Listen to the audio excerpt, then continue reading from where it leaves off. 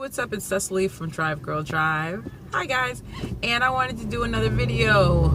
This video is to answer the question I get all the time from new women drivers. When should I drive for Uber? Now you know that it's up to you. I don't have to tell you that, but I will tell you when I drive, and you can consider that for yourself. When I first started this job, I was greedy. I would go in and drive early morning for me being like 6 o'clock, and I would drive as late as 11, sometimes midnight.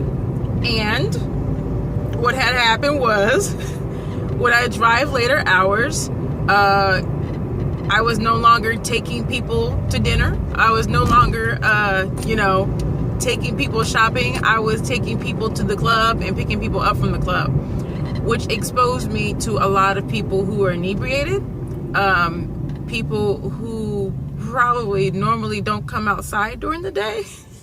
Freaks come out at night, ladies. So having had several close calls from weird people hitting on me to this guy, I believe he was trying to rob me. It was the craziest story. I have to tell you guys that story some other time, but I think he had a change of heart. Straight up. All these things happened at night, and there was hearing about so many things happening to Uber drivers in general here in Los Angeles. I was like, you know what? Most of these things are happening at night. So you know what I'm going to do? I'm going to drive during the damn day. So I started early.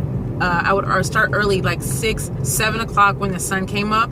I would hit that morning rush when people are on their way to work. And I was like, you know what? This is an energy I haven't experienced. People who are on their way to work or on their way out of town are pretty composed. More often, they're really like about their business. They're not really too chatty.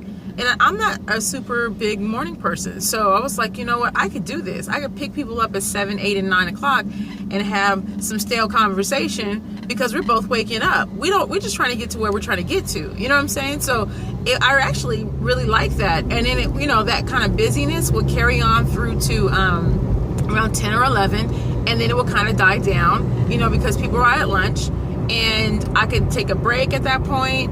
I could do other stuff. I could do other work, or I could switch over to DoorDash or Postmates, depending on where I was. And if I felt like staying out in the day, then I would come back on around 1 or 2 and then work through the early evening, take people to dinner, that sort of thing. Pick up some people from work, that sort of thing. And then, then you've got like a different vibe of people who are like, my day is over. I'm done, and now I'm looking for some fun. I'm looking for some relaxation, and kind of like, you already warmed up, so you can kind of siphon that out of people, and it'd be a good conversation. And then decide, 7 or 8 o'clock has come around. Do I really feel like being out here all day long? If I have like a serious financial goal I'm trying to meet, then I stay out that late. It's because, okay, I'm really close to the X amount of dollars I'm trying to make for that day, and that's it. So I'm telling you, since I stopped driving late night or full into the evening, things have been much more predictable. I felt more safer. I don't really try to hang out in the residential areas when it approaches like the evening hours. I like to go in places where I see people coming out of like restaurants and stuff like that.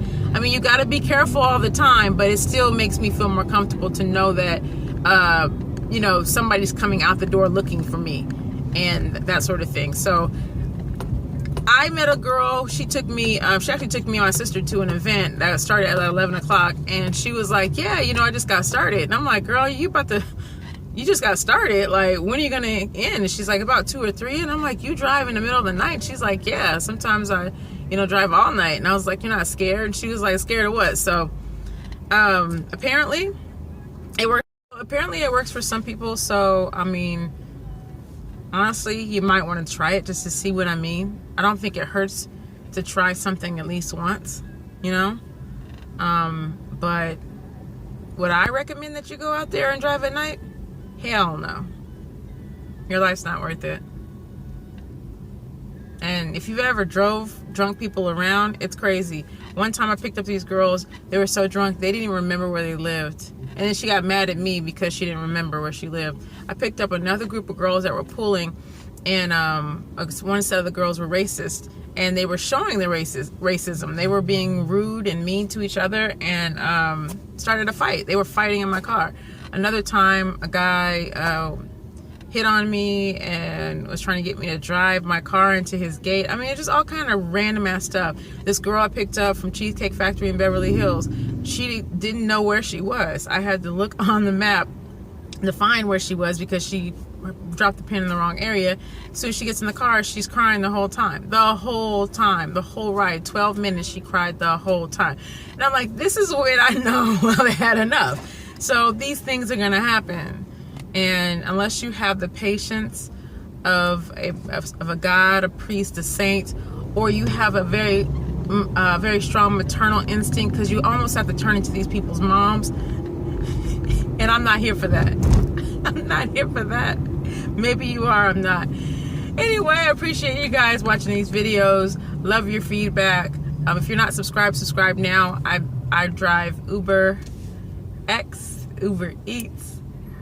Postmates, and DoorDash, and I talk about my experience doing rideshare. Appreciate you guys. I'll talk to you soon. Bye.